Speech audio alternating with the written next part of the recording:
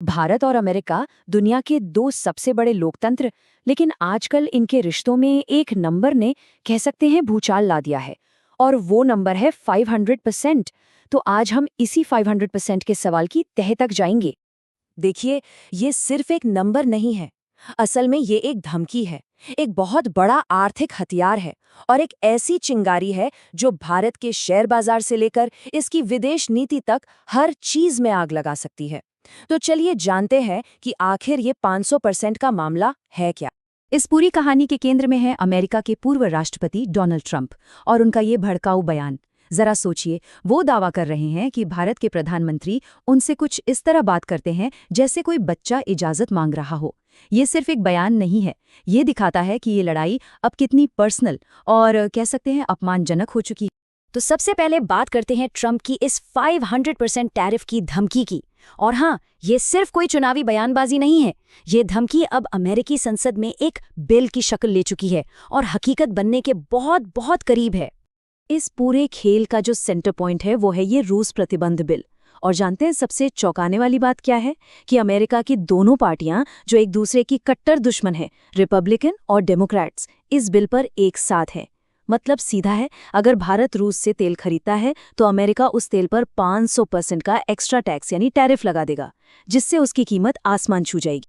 तो अब सवाल ये है कि इस धमकी का असर क्या हो रहा है।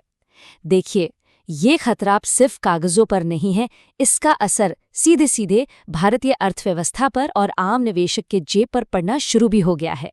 जरा इन आंकड़ों पर नजर डालिए। ये दिखाते हैं कि जो विदेशी निवेशक हैं वो कैसे भारतीय बाजार से अपना पैसा बाहर निकाल रहे हैं। पिछले कुछ महीनों में हजारों करोड़ रुपए निकाले जा चुके हैं।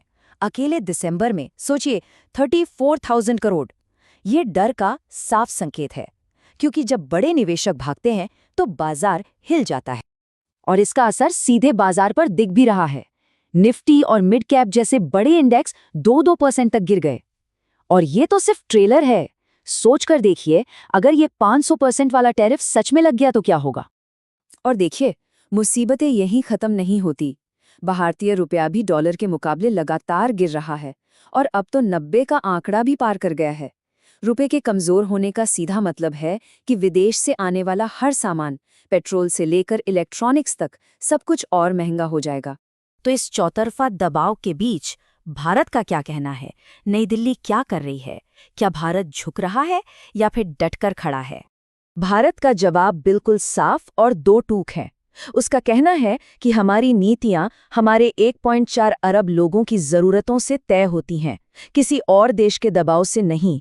हमें अपने लोगों को सस्ती ऊर्जा देनी है और ये हमारा राष्ट्रीय हित है। बात खत्म। और बात सिर्फ तेल तक ही सीमित नहीं है। एक और अजीब सा विवाद चल रहा है। अमेरिका कह रहा है कि एक ट्रेड डील इसलिए रुकी हुई है क्योंकि प्रधानमंत्री मोदी ने फोन नहीं किया, जबकि भारत का रिकॉर्ड कहता है कि 2025 में दोनों नेताओं के बीच 8 बार बात हुई।